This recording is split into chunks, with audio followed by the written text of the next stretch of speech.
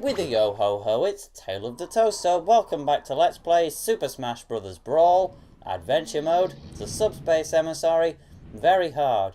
In the last video, we completed the Lakeshore, but in this video, we're going to point at a picture of a Charizard and express our desire to capture it, as well as an Ivysaur. We were holding a picture of one of those as well. But yes, this is the continuation of Pokémon Trainer and Lucas's storyline.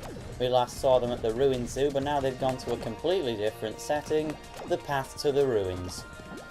So, as we jump over the spikes, let's see what they've been getting up to. I never actually pointed out that there is obviously the Pokémon Trainer in the background.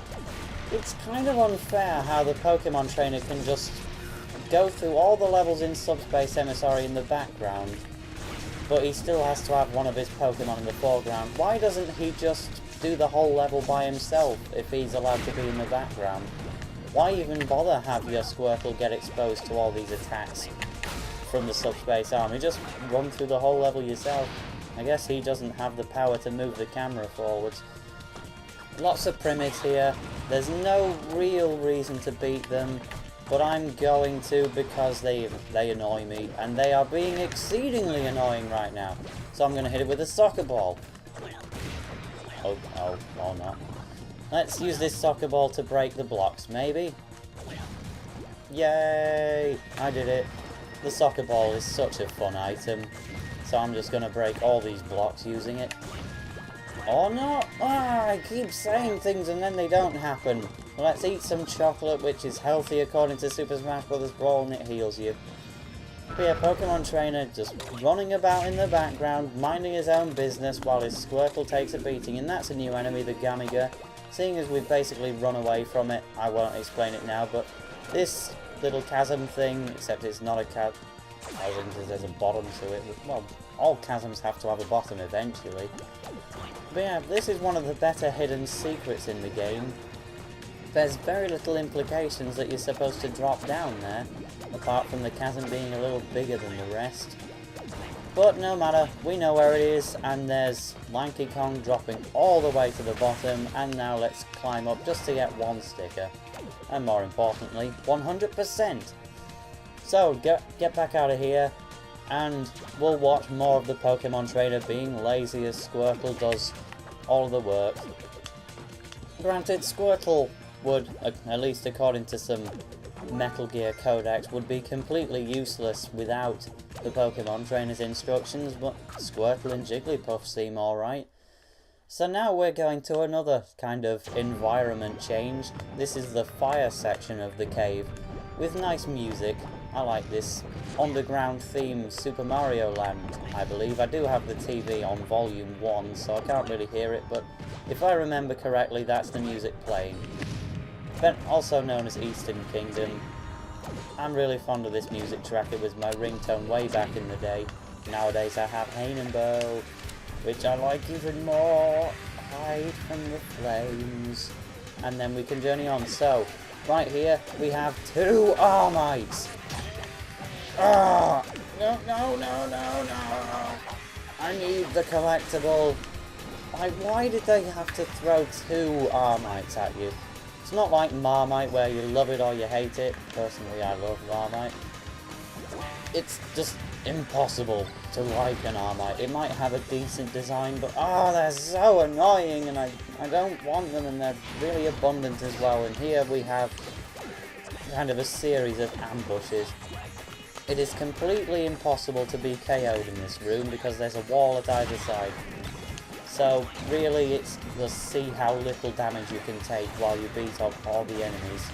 And I've taken two bombs now! Well, the soccer ball's gone white, we hit it that hard. Even though it wasn't really moving around much. Okay, so that's the last Primid. No, screw that trophy stand, I'd rather take the soccer ball with me. Oh, fine, forget it.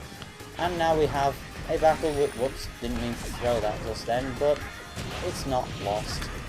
Let's turn this Nanogog into a trophy, right? Yes, I did. Now, unlike the last area, you can be KO'd in this area. Use down smash, that's Lucas's most damaging attack by a long way. But yeah, you can be KO'd in that one, and guess what? We got another ambush, hooray! With, this time with fire pyramids, scope pyramids, and glyers.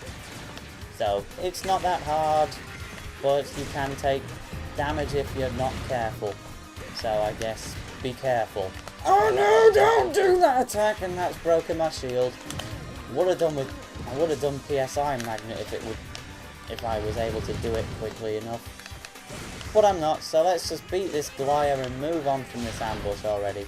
There, so now we have a very stylistic background. If they were going for a realist approach, then they've certainly failed at that one, but I can imagine this looking very pleasant on the Nintendo 3DS. But yeah, very stylistic approach. Oh mate, stop running away, blah! So Squirtle is quite a good character for Glyers really, because he takes 10% less knockback from their fire attacks, but he is still a lightweight, so it's not like he takes the least damage out of all the characters, well, least knockback out of all the characters from the Glyers. And he's got decent aerials for taking out Armite, but really, is anyone good at Armite? Let's charge up a water gun and push it off using the power of water. Yes, the ambush is done. So now, there's Pokémon Trainer again, also uses his real name, Red. And don't miss this collectible over here. Lots and lots of stickers, and weird pillar in the background is weird. I don't get it, but what's more important, there's a door over here.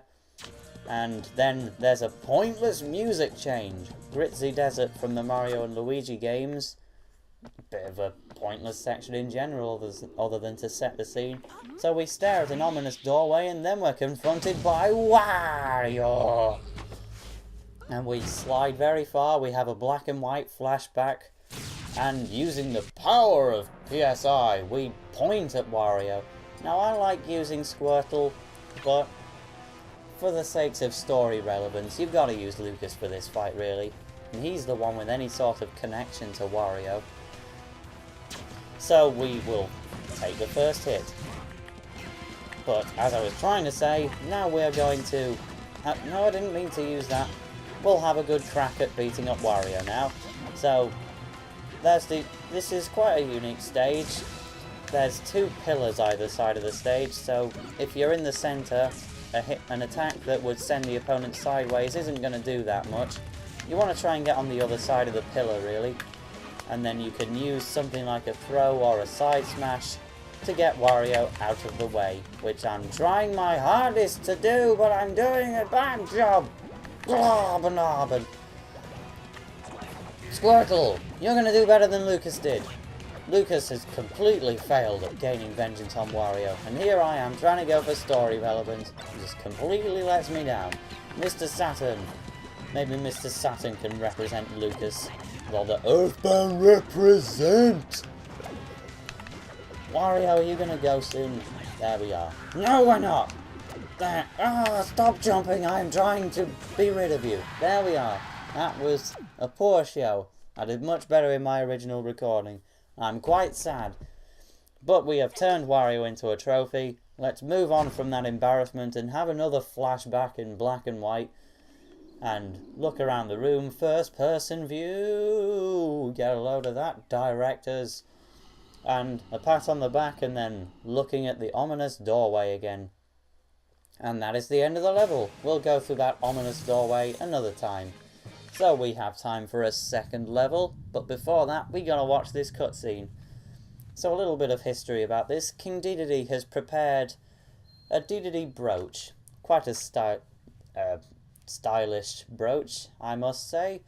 He's made 3 of them, and one of them was supposed to be for himself, but he's had to give one to Peach. Now he's got more trophies than he imagined. He plans to make a brooch for himself later, according to the Smash Brothers dojo. But then a massive block drops on his head and he faints!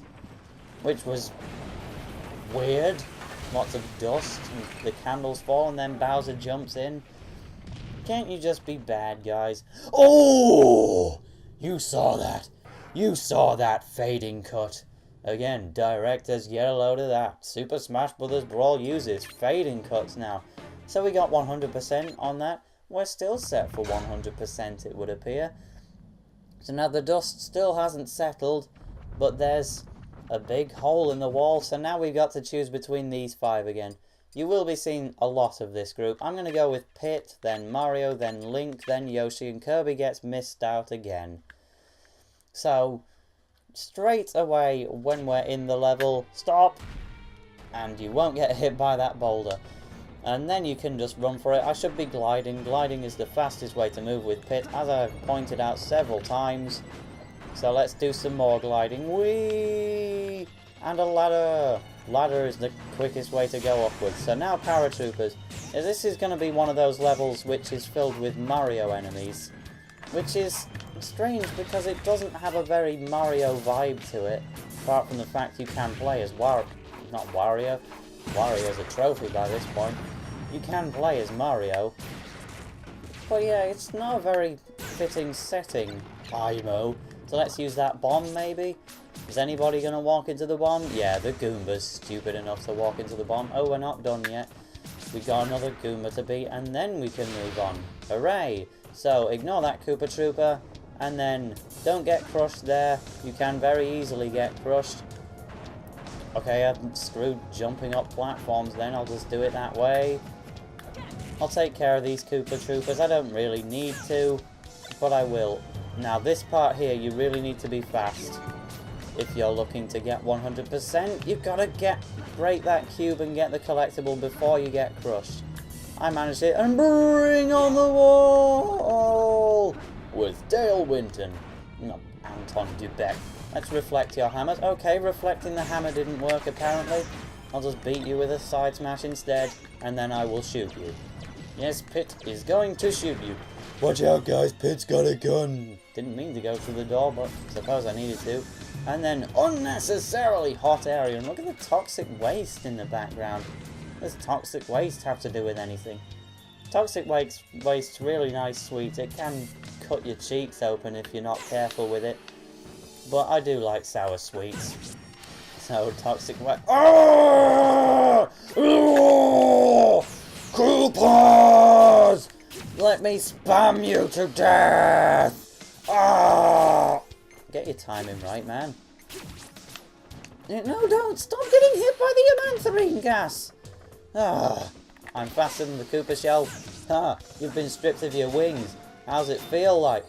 There, I've still got my wings. I'm using them quite effectively, even though Wings of Icarus is a heavily nerfed move in this. Look, I'm barely gaining any height from Wings of Icarus here. Ah, I just gotta rely on pure jumping skill, I guess. So there's the ladder. We're past that annoying segment, and now we have, wait for it, an ambush. Who saw it coming? Angel ring, angel ring, angel ring. Spam, spam, spam, spam, spam, spam, and sausage. Oh, Koopa Trooper! I don't want to have to deal with you, but as I have to deal with you in this poulet souffle, would you just kindly let your guard down for me a bit? Let's try and get a trophy of the armored shell pod. That'd be nice. Okay, no. We'll just have to defeat it then. Apparently I had to weaken it more than I anticipated. Liar! Liar! Anything up here? Of course, everything is up here. Wings of Icarus straight into the amantharine gas. This part of that platform will crumble, and also that part of the ledge will crumble as well. I'll show that off. I could wait for the effects of the amantharine gas to wear off. I'm just gonna fly for it and take as much damage as I might need. Bullet bill! Okay, and use ledge invincibility to my advantage. Okay, I'll take another hit and then I'll spam buttons. So now I can beat that thing for a maximum tomato. Once I've actually beaten it, if I can. There we go, maximum tomato. So now I'm at a somewhat less embarrassing amount of damage, but still a highly embarrassing amount of damage. So hit that switch, and then get through this amantharine gas segment. Amantharine gas isn't the official name, it's just what Smash Wiki uses. And then you've got to hit this switch with a projectile or take a bit of damage. Are you kidding me? Come on, there we go. And then we have an ambush with 2 giant Goombas. So, jump on its head a few times, then hit it with an aerial attack. That's the best way to beat them. And the Amantharine gas stayed off for that whole segment. That's good. And Pit is finally KO'd. I was waiting for that to happen. Surprised he lasted this long. Oof, respawned it. Let's go back a bit and show you what we skipped through that. Is there anything up there? No, there is not. So here we have a carousel. Meteor smash you to oblivion for being so rude. There we are. So this thing will revolve faster depending on the difficulty level. And there's some drop blocks. And now we're out of that section. So Hammer Brother will get rid of you easily enough. Get the sticker. And we are nearly at the end of the level now. But avoid boulder. That boulder will hit that switch for you most of the time. So let's go through this door for some collectibles. And then we'll be able to finish everything. So a trophy of the barrels and crates. Get a trophy of Lynn. And we're out of here. Quite a nice setting again. We're almost there. Just a little further. Until we can get battered by a boulder or a giant Goomba. No. No, we're not. We're going to beat them both. Well, we didn't beat the boulder. Beat the boulder! Sounds like a game show. Does it? Golden Door! The end of the level. It is upon us. And so we have a cutscene in a completely different area here. Mario's going for the punch, but then he could have revived Peach there by touching the trophy, but instead he just decides to avoid punching the probably invincible trophy, which has now lost its Dedede brooch. Well, her Dedede brooch.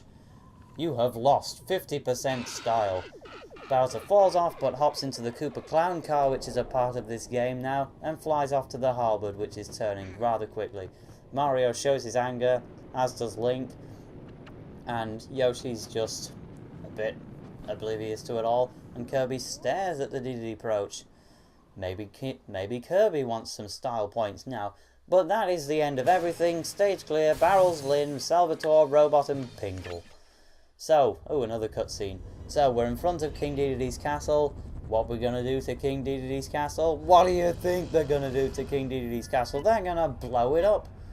So now, anything that was left there, it's going to go kablamo. Ancient Minister flies away while the Robs prepare themselves for their fate. Flying shot! Boom! And Ganondorf just nods in approval. And ooh, look at the darkness. And it's Master Hand! And Ganondorf is pointed at by Master Hand as he shows his loyalty.